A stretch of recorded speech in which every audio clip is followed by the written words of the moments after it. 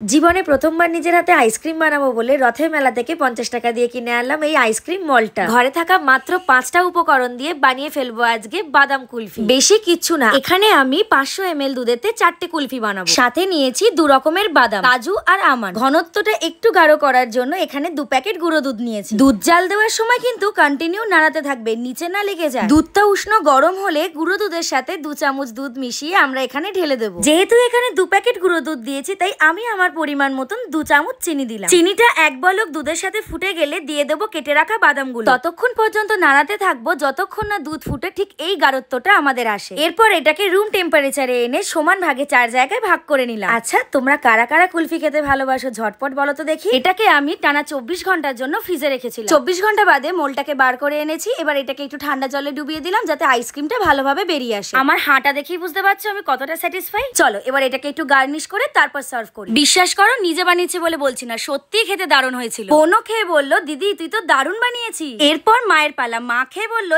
এরপর থেকে আর কখনো বাইরের আইসক্রিম খাবো না। তোমরাও কিন্তু একবার ঘরে এটা বানিয়ে দেখো আর আমাকে কিন্তু অবশ্যই জানিও। টাটা।